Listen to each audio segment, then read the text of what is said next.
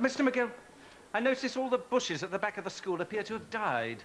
I take it no one told the new first form where the toilets are located. Oh, not again. If you wouldn't mind. I'll get on to it. Miss Travis? Mr. Slatt. Mr. Slatt, I have to make a serious complaint. Oh, not now. Go away. Archie McClelland of first year looked up my skirt. Look, I don't have the Good God, really? He did. He absolutely did.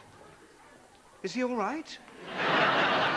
Mr. Slatt, all the boys in this school need their disgusting obsession with sex cured at once. Well, one down. What do you want, Miss Travis? You. Me? Mrs. Slatt, I wonder if you could help me. The janitor's complaining again. It seems the prefect stole all his cigarettes and stuffed them down a urinal. Oh, I take it he's a bit upset, then. Well, apparently he had to throw half of them away. Fine, fine. I'll have a word. Thank you so much.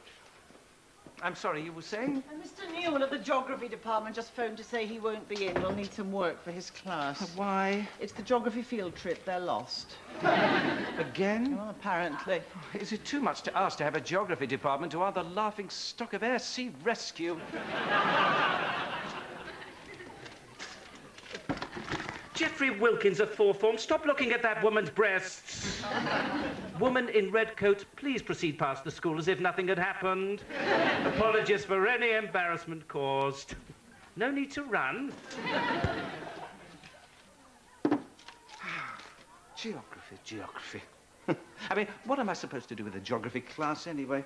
What do they do in geography? What is geography?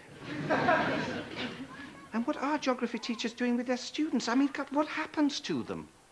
Because you never meet any fully grown ones, do you? You get mathematicians, scientists, historians, musicians, but you never meet any geographers. There's no university of geography, no ministry of geography. No one ever lists amateur geography among their hobbies. None of them ever seem to reach adulthood. They just reach a certain age and vanish from society.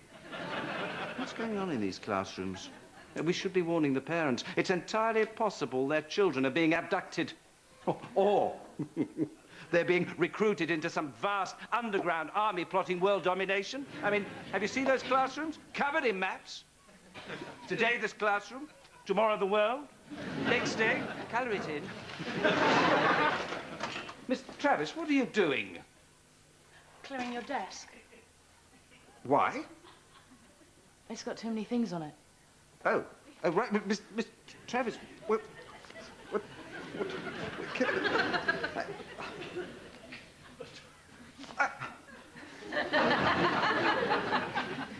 Miss Travis, what are you going to do to me?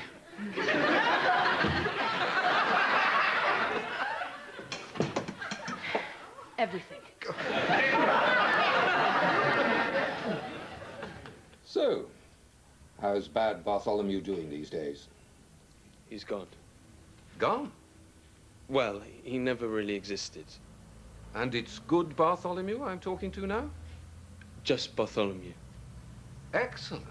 And he doesn't hear the voices anymore. Do you, dear? No, not for ages.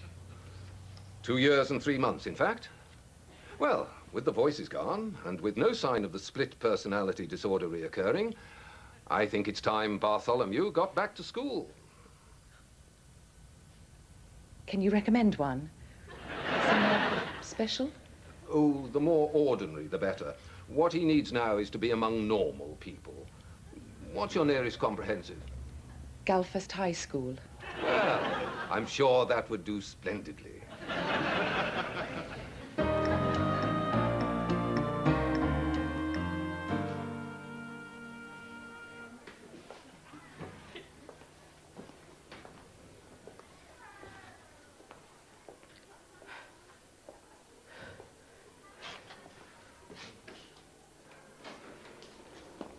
Good morning, Miss Travis. Oh, hi, good morning.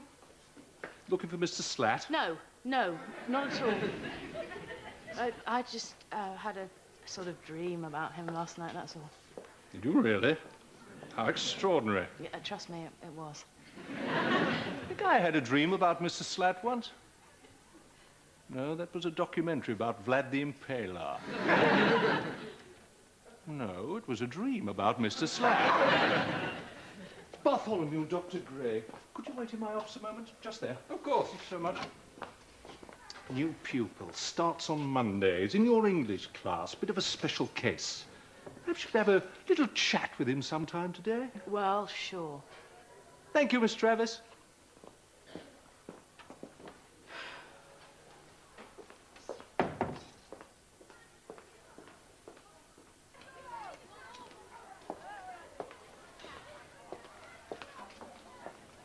Morning, Susie.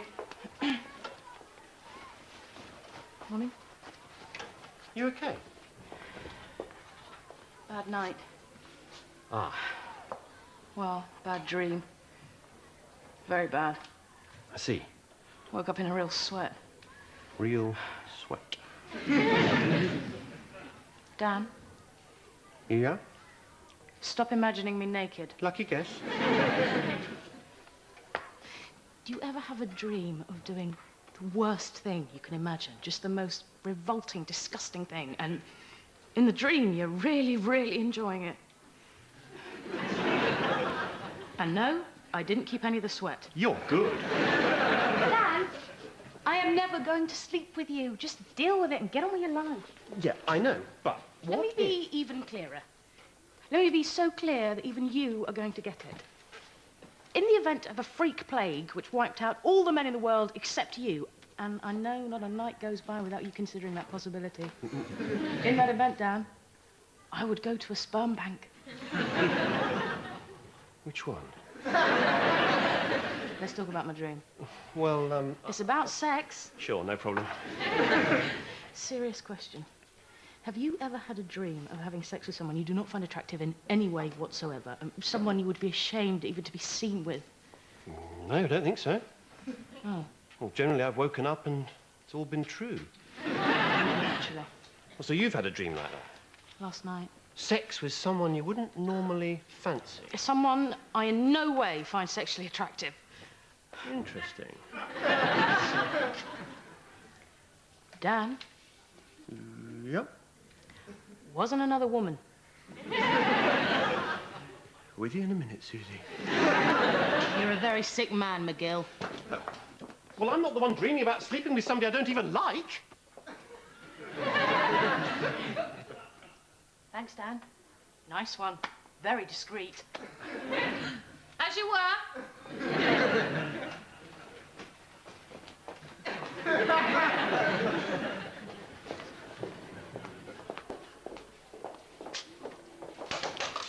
So who was it? In the dream. Is there someone on the staff? Oh, this is exciting, isn't it? It's so romantic. Have you people got anything else to think about? Haven't you got lives of your own? Well, not me, obviously. No. I'm married. Well, now that's Stupid question.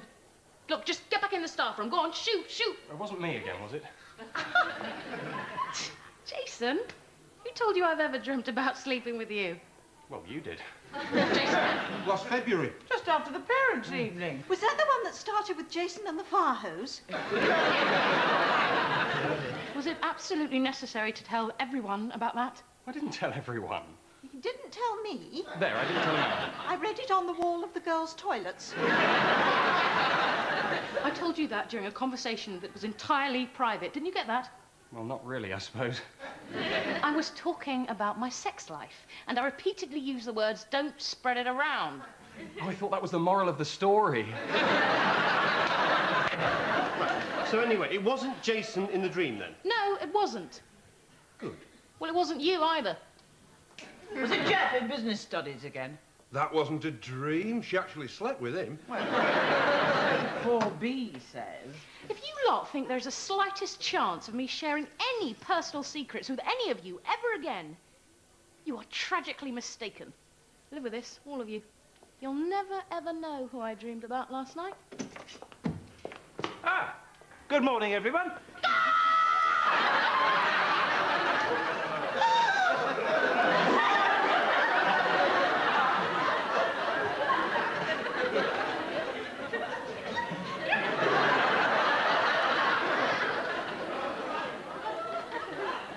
Is there a problem? No. Janet, Yes, darling. is something wrong? No. Miss Travis? Yeah, what? Yeah, what's happening? Nothing. Susie was just telling us about a little dream she had, that's all. A dream? It's a dream, yes. Oh, for heaven's sake, not that one about Jason and the fire hose. I do not believe you people. Miss Travis, must you always regale the entire staff with every last detail of your erotic dreams? The children will be in here in a moment. Okay. Okay, fine. So I had an erotic dream last night. If you lot can't deal with that, that's your problem. Oh, I'm so sorry if we're not sufficiently interested in your socialist sex fantasies. I, for one, don't want to be involved. A bit late for that. Well, since you're all out here, let's press on with the morning briefing. Please. Right. Ah, Mr. Slat, I wonder if I might intrude. Fine, go ahead. If I could interrupt Mr. Slat just this once, I'd like to mention a rather unusual new student we'll be taking on. Mr. Kennedy, could you excuse me for a moment? Yes, of course. By the way, Mr. Slat, Miss Travis had a dream about you last night. You mean...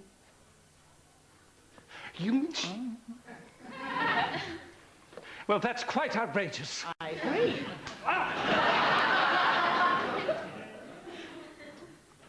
Perhaps we should continue this some other time. Carry on, everyone.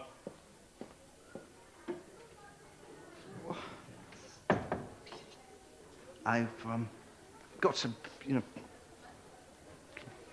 pupils to talk to.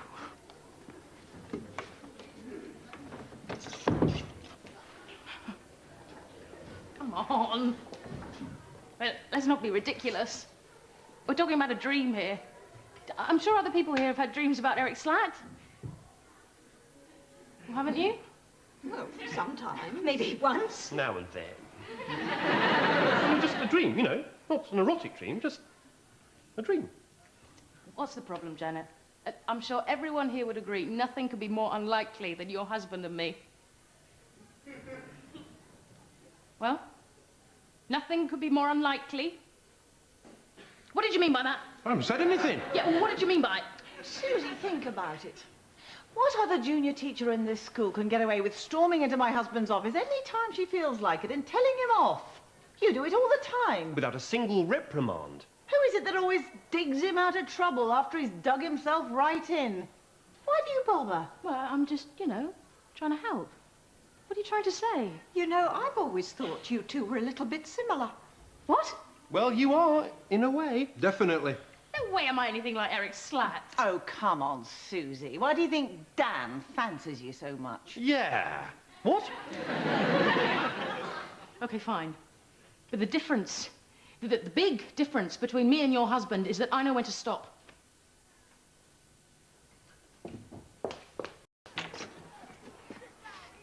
Mr. Slat? Miss Travis? Okay, so I had a major erotic dream about having wild and crazy sex with you in a number of borderline legal ways. Now that your entire staff knows about it, can we please let it go no further?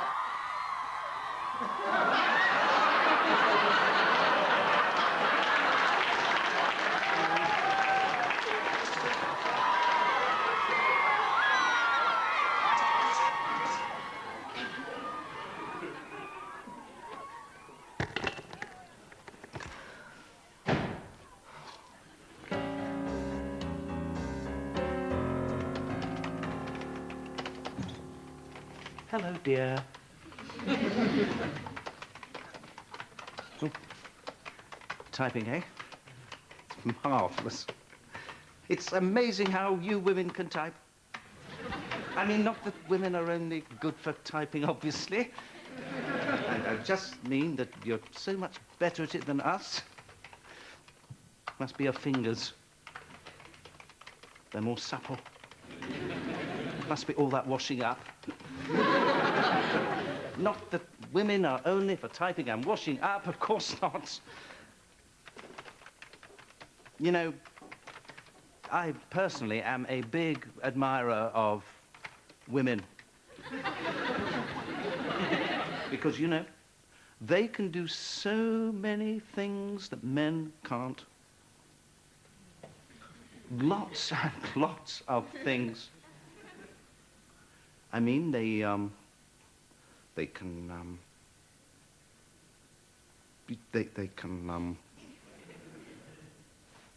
produce milk. Isn't that amazing? Now think of the potential savings. Who needs dairies? We could just farm women. Though obviously you're much more to me than just a cheaper kind of cow. Eric. Yes, dear? That actually is the nicest thing you've ever said to me. Oh. Oh, good. No.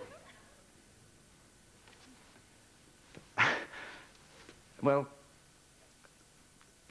I was thinking about earlier and how you were a bit upset and everything, and, well, I spent all morning making this diagram of why it definitely isn't my fault. Dear God, Eric! It's the London Underground. Well, yes, similar, but I had to use 2 more colours. Now, that's Miss Travis, and that's me. Obviously, not to scale, but I was in a hurry. And as you can see from the labelling, these 2 lines represent repressed desire and erotic dreams going towards me, not from me. While this line, looping round here, is blame. And look at that, it's pointing straight at Miss Travis. Yes, just where it says, whose dream was it anyway? And for clarity, I've added these clearly marked lines for paranoia, anxiety, and self-loathing, which I think puts... Go away, Eric. Just go away. Oh, take those away. Obviously, nothing's going to work. It's Miss Travis's fault. It's perfectly obvious. Look at that psychotic emotional subsystem. You have paid for these anyway. Oh, right, OK. I'll take them up to learning difficulties. They can have a raise. Look, it's perfectly obvious whose fault it is, isn't it? I blame the teachers. Oh, yes. Oh, very amusing.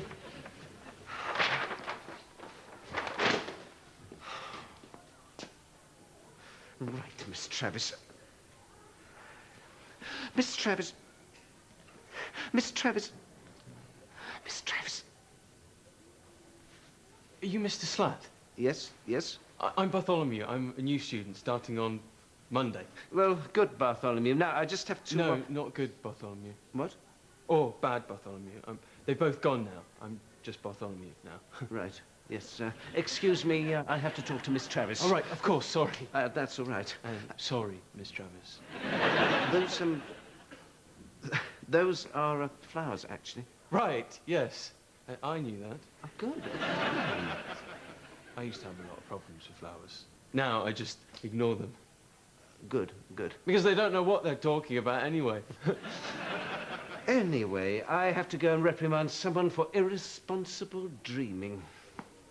Oh, Mr. Kennedy said there was a map of the school. He said I could have a look around. Oh, yes, over there, over there. Where? Should tell you everything. All right, got it. Go.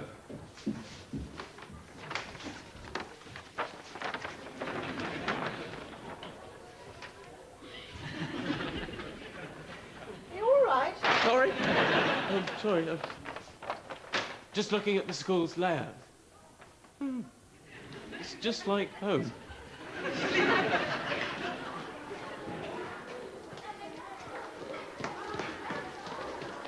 Miss Travis. Miss Travis? Last time, Dan. I'm not going to have an affair with Eric Slatt. So, can you stop going on about it, please? Yeah, well, let's face it, who started it? Well, that's not a good reason to keep fueling the rumour with the kids. Yeah, and who started that? Can you please just drop it? Just someone in your room. No, so, that'll be all then. Sure. Okay. What are you doing? Miss Travis, there are a few things I have to put you straight on, and you're not going to like any of it. These flowers are not for you. And that's just for starters. Out now. Now, listen. If Dan McGill finds you skulking around my classroom with a bunch of flowers, Have you any idea what happens then? And can you just imagine that for a moment? But this isn't my fault. I didn't have the dream. I didn't announce it over the tannoy. All I actually did was buy some flowers for my wife. Just this one lousy time. Nothing is my fault. Well, it's not my fault either. I just had a dream. You know, if your staff could control themselves... Well, exactly. Do you know what they're saying? Do you realise what they're saying now? Oh, what? They're saying that you and I are similar people. Ridiculous. Yeah, of course it is. We're enemies. We hate each other. We are in no sense even remotely similar. Trust me, I have been trying to explain all morning. Look.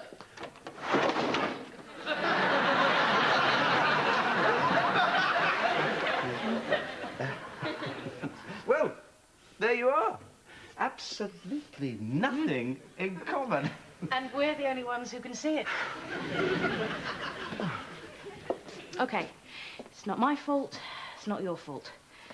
But can you just imagine what it's going to look like if anyone finds us in this room together? Good point. Thanks. Well, I'll just go then, shall I? Good idea.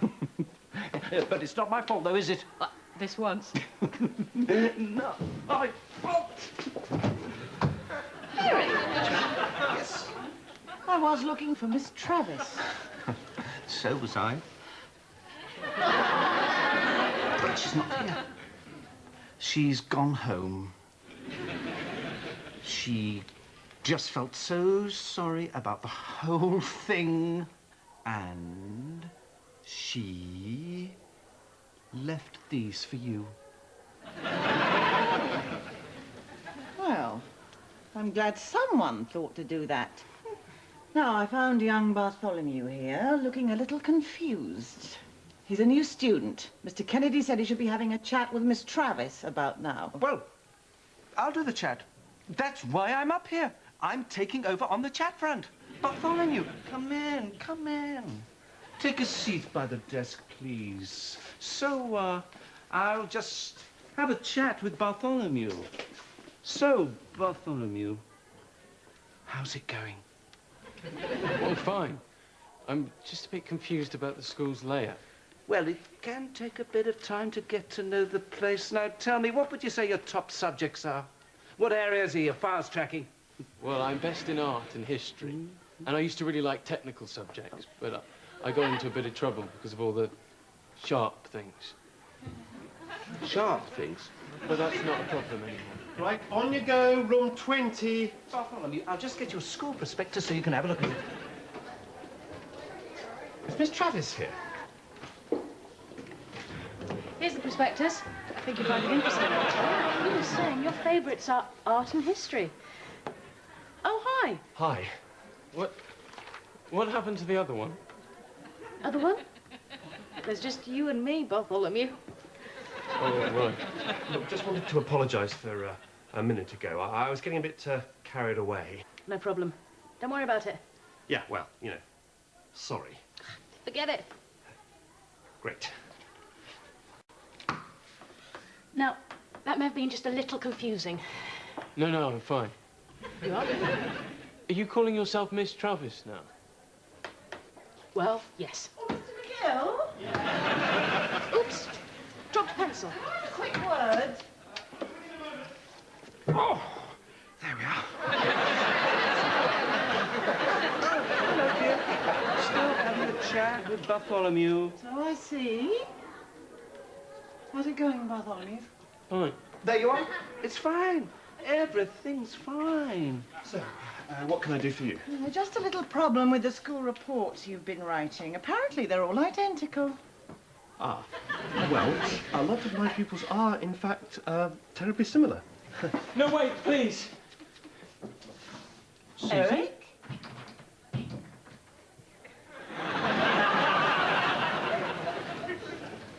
Ah, here we all are. And how's Bartholomew getting along? Are you all right, Bartholomew? Dr. Gray's been treating Bartholomew for the last few years. I'm really just here to check the stability of the school environment, so I was one.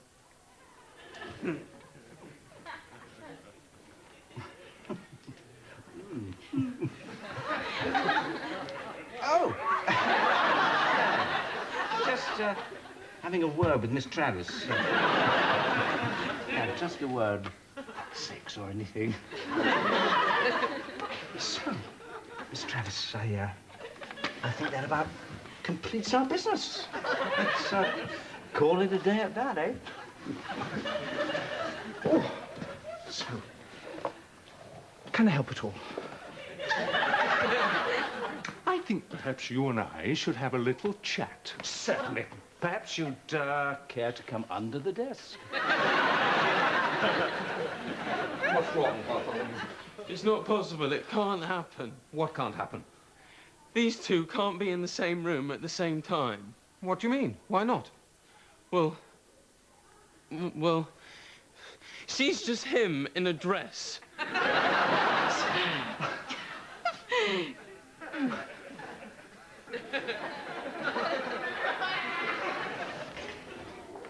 Mr. McGill. A number of first formers have chained themselves to railings to protest about the firing of Mr. Cavendish. So what do you want me to do? Oh, nothing. Miss Travis, excellent. Would you mind following me into my office? Well, as you probably know, Bartholomew will be joining us here, despite a recurrence of some of his mental problems. On the bright side, however, I did include all his personalities on the school roll, and we qualified for a new chemistry teacher. Also, now that this ridiculous fuss concerning you and I has died down... Miss Travis, you've just handcuffed me. Yes, I know. Miss Travis, you must stop having these dreams about me. Boy, are you in for a shock.